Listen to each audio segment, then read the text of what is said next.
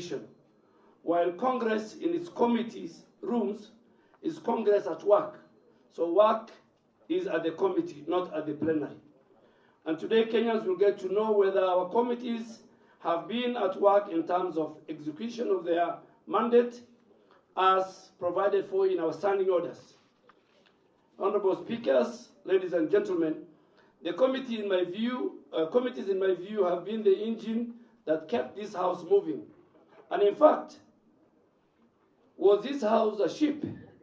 I would say the committees are the anchors that keep it floating. Committees have ensured that despite the separation of powers between the executive and the legislature, through their different investigative, inquiry, and oversight mandate, they have kept the executive on its toes in ensuring that they execute their assigned mandates effectively and for the benefit of all Kenyans. Even in instances where cabinet secretaries have failed to appear to answer to matters under their dockets, the committees have used the legal mechanism and device given to them in terms of the powers to summon to enforce attendance. And to this end, were we to give them a report card on how they have assisted the House to execute its oversight and legislative role in terms of the consideration of bills, I believe the departmental committees have done us proud. However, just like the famous proverb from the slopes of Mount Kenya that says you should never jump to a song before the drum is hit, I will wait to hear what the various chairpersons of committees will have to tell Kenyans this afternoon. Only then we will be in a position to tell whether, in reality, the committees have done well. So I want them to tell their story this session today. The watchdog committees, which are under the minority coalition of parties, have been very instrumental in the examination of various reports and accounts, and have kept various ministers, departments, and state organs to their feet, as well as ensuring that where public funds have been spent, the funds have been used in a prudent manner and for the purpose to which the House has allocated and appropriated.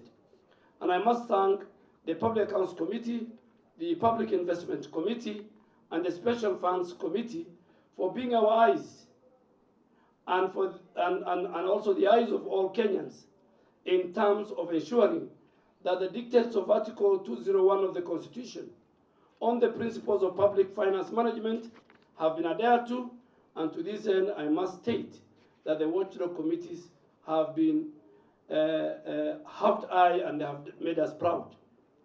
Honorable Speakers, ladies and gentlemen, I'm however not ignorant to the fact that the work of committee is not easy. And why do I say so? Because I have been around here. With it comes and carries huge responsibilities. With it, there are challenges and opportunities that beckon them. I remember, Mr. Speaker, and our guests once shared with me of the huge workload that chairpersons of committees have in executing their roles. And in fact, I was told that the easiest way to tell whether a member is a chair is by a look at their hair. If their hair looks like it's turning white at a very skyrocketing speed, then that is a chair. And if the hair is receding and creating a clean shave at the middle of the head like myself on its own pace, then that is a vice chair and a member of the leadership of the House. I was starting, and of course, it's very hard to tell lady chairs sometimes. And I'm told these days there's technology around that you can implant some hairs. And I'm sure those who have that opportunity, you will use that during the long recess. Because I'm told you need to have a bandage for about a month. So that by the time we come back February, you look different. However, Mr. Speaker, and ladies and gentlemen, no challenges are insurmountable. As the leader of majority, I can assure all chairpersons present that my office remains open for consultation, especially on matters before the committee that touch on government business, which the committees might require consultative forum with the ministries and departments. I've always emphasized to government and to cabinet secretaries the need to establish a seamless flow of information and engagement between them and the committees for increased efficiency. Mr. Speaker, as I conclude, I really want to thank the Deputy Speaker. The Deputy Speaker of the National Assembly, Honorable Cheboy, is known for many things. Many things on the corridors of his house. And I want to confirm that, and the whips will agree with me, that he has formed a third constituency. When we are lobbying, we lobby as a minority party and our partners. We lobby as a majority and a minority. These days we have some other caucuses. We use the regional caucuses. We use the new emerging women caucuses that you see every Friday in every part of the country. But we realize that the best caucus and to engage is the one that is run by the Deputy Speaker at the lobby before the House arrives at 2:30. So I used to think that the Deputy Speaker is only good in dealing with informal matters. But having been around for some time, and I can say it without fear of contradiction, the Liaison Committee of the 12th Parliament is a different Liaison Committee, where even every Wednesday he has made it mandatory that there is a meeting of the Liaison Committee. And Mr. Speaker, there are things we will tell you not in public. He does good things, but we are very endangered species. Those of us, the chairs, those of us, you know, who are with him, including even myself as the leader of majority. At times there are certain privileges that you might miss by even what time you walk into the chamber. And finally, Mr. Speaker, and I want Honorable Kaparo to hear this. Honorable Kaparo, you know it, nobody loves a politician. And nobody loves members of parliament. So what you hear out there, it used to be said even during your time. You know, I'm sure I was in school. You remember when the late Jaramogi Odinga was chair of PAC, and what went, Honorable Paul Mite was also there. You know the history of the Goldenberg. Even as we have our share. So even those who come after us, they will have their share. I am sure every member of parliament sitting here, when you are out there, you think you are coming to a place of bed of roses. But don't care about what goes on in parliament, what goes on in our constituency forums and our Facebook. And at times, some of us, we have taken a cognizant position that even we don't want to take our family to a public. We don't want our family to be known. Because the boundary, you know, you are the one who's elected.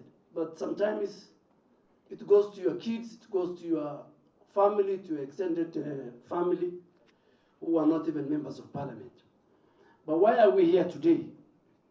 And we must say it, under the leadership of Speaker Muturi, 11th Parliament and now the 12th Parliament, the reforms that have taken place in this Parliament is so enormous.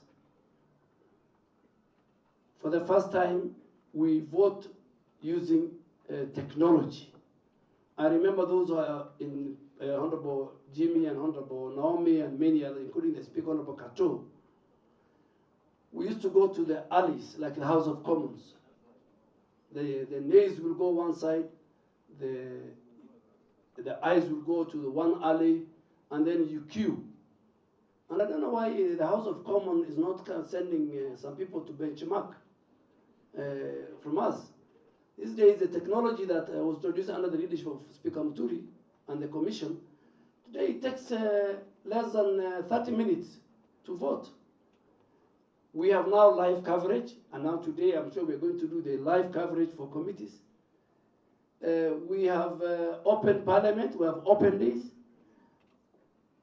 But the most shocking thing was the introduction of Swahili yesterday. And I do know Honorable Wario has been writing letters. I told him, how come you didn't tell us? So yesterday, I'm sure the house was full up to 6. The speaker, in fact, was on the chair until 6:30, until 7. And I really want to thank the staff, because now I know what it means, the meaning of the maize in Swahili. I'm sure most of you don't know. It's called siwa. You know, maize. So if you need some tutorial, Honorable Bandi, because you know, how do you give a kamusi? He should have given you, a kamusi with either English translation or super translation. But he gave you a kamusi translating itself.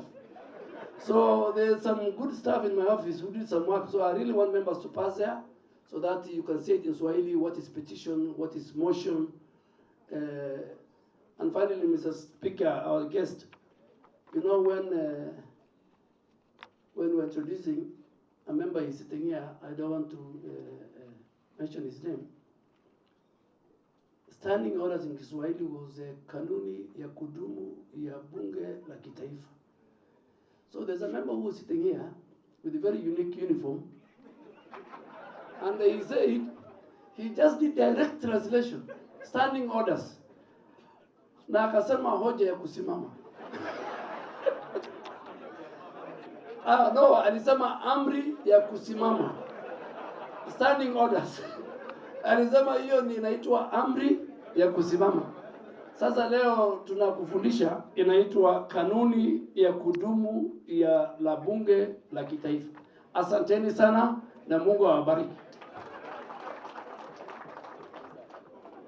In uniform, also in the morning of yesterday, Mr. Speaker, said shule ya kuchekea, which meant shule ya kuchekea. And in the afternoon, Mr. Speaker, there was one gentleman who contributed and said, usiache mpachao kwa msalani upitao.